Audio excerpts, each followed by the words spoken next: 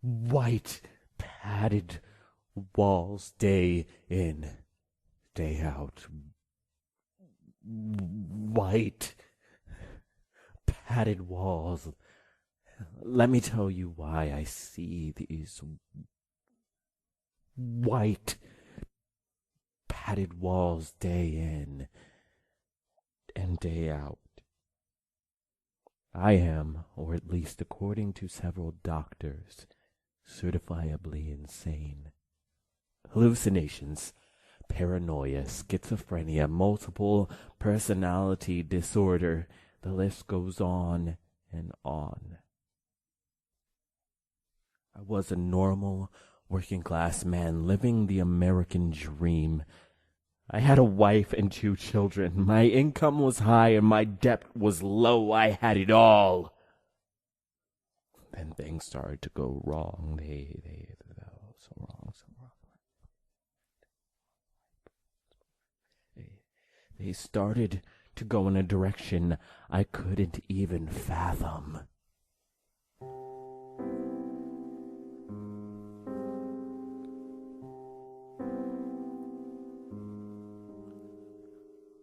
My wife and I had always wanted to go to the British Isles, but for the longest time the money wasn't there. It took 7 years and 2 promotions before we could even begin to think about it realistically, Anyway, after months of careful planning and preparation, we were on a plane flying over the Atlantic Ocean, just me and her. No kids, no job, nothing but beautiful scenery and relaxation for 24 straight days. Fast forward a week. Having taken in many of the big city sights, we decided to see some of the smaller places out in the countryside. We packed a small bag of essential and took a cab into the rural side of England. This is where things started to go wrong. Not the whole world is coming to an end wrong, but it sure felt like it. We came across an old tailor in a moderately decorated cabin. He said he had been making suits for over 65 years. My interest was piqued.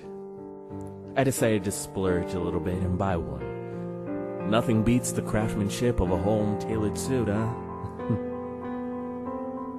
After paying for it and calling for a cab, a pretty picture on a wall caught my eye. It was old, black and white, mid-50s. It was a very tall and very slim-suited man standing on a grassy plain. His face appeared to be smudged out. It was old, and I didn't think much of it. Even so, something about this picture was unnerving. It gave an odd vibe. It almost felt menacing. I inquired about the photo, but the old man refused to talk about it, and that just added fuel to my mental fire. Days upon days had passed, and my wife and I took in every sight, every castle, every grassy knoll we possibly could, but alas, eventually we had to go home. Part of us wanted to stay, but we were exhausted. There was no way we could spend any longer there. Our flight back home was vague as we were both asleep most of the time. The drive back home was easy.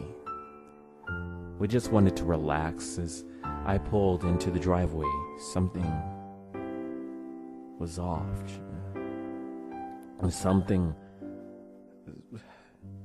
Something didn't feel right.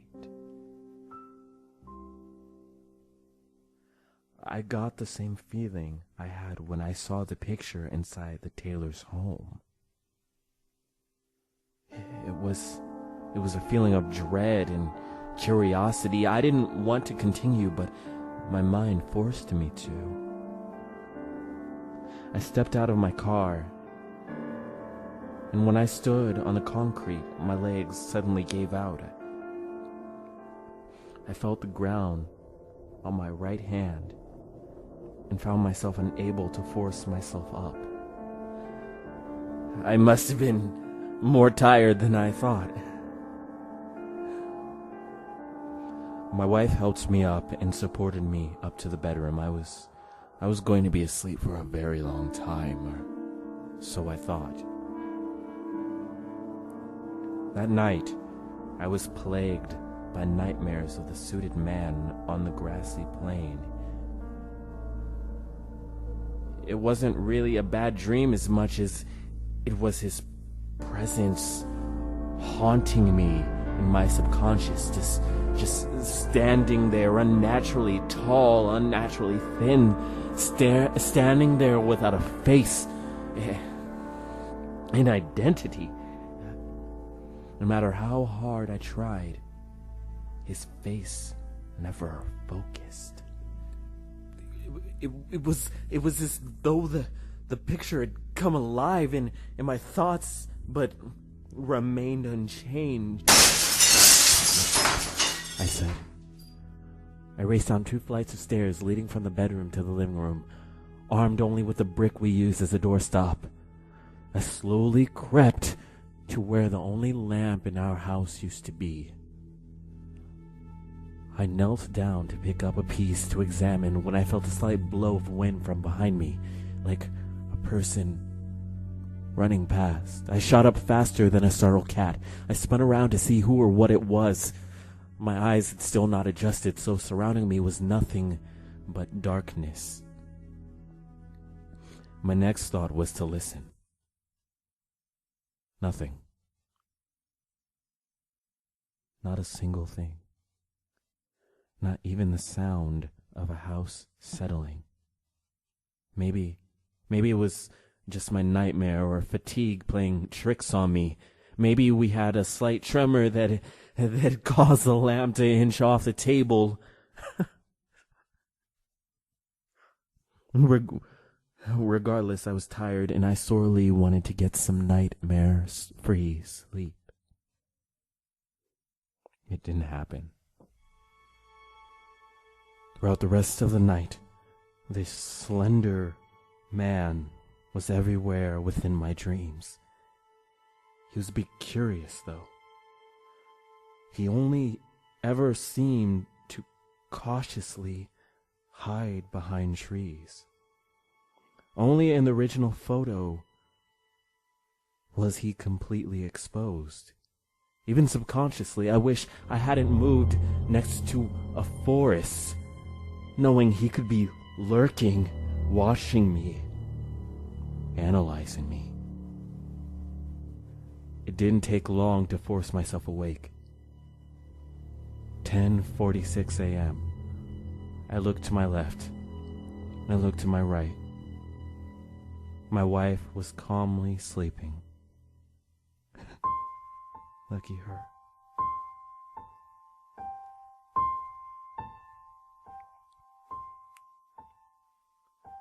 I dragged myself out of bed and slowly made my way downstairs. I half expected the TV to be blaring with my kid's eye glued to the screen, but then I realized that they were at the grandma's house. They were due back that day. I was gonna miss the quiet. It was alright, I guess, but I missed my kids even more. I continued down the stairs, hoping to get a game of solitaire in on the computer, when something made me feel very weak and hollow.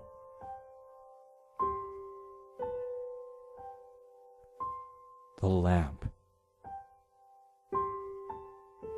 It wasn't broken, but it wasn't brand new either. Someone took the pieces and shoddily glued them back together. and the glue wasn't glue. It was black and rubbery, like tar. I would have tasted it for origin, but that's never a good idea. My wife needed to wake up soon. I was starting to panic. I explained what happened the night before about the lamp and the nightmares and such. She just rolled her eyes and told me I was on something. Wives. Sometimes I think they do that on purpose.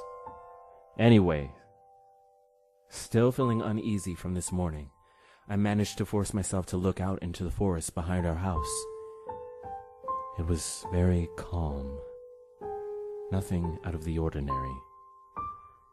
It wasn't completely dark, so it didn't look nearly as ominous as it usually did at night. I was badly lamenting this night. In particular, suddenly, I saw a light out of the corner of my eye that caused me to nearly jump out of my skin. It was just the kids getting dropped off. I swear, I was thinking too much into this, and I couldn't keep my nerves steady half of the time. Hours passed. We played with the children. We put them to bed. We relaxed on the couch. My wife was asleep on my chest. I was nodding off. I slowly closed my eyes. A window broke upstairs. In a panicked flurry, we ran up the stairs as fast as we could. Our eldest son, scared out of his mind, said it came from his brother's room. Without thinking, I kicked the door in.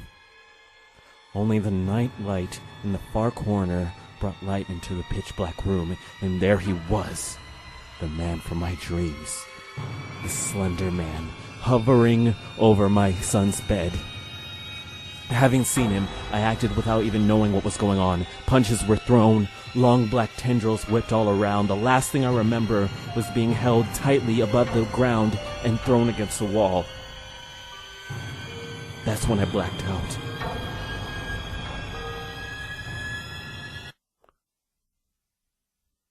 When I came to, my wife was in tears.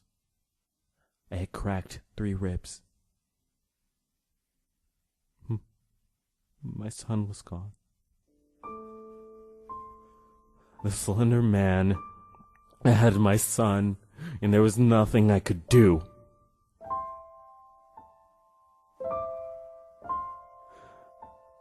But I knew he was going to come back. And that's when I would get him.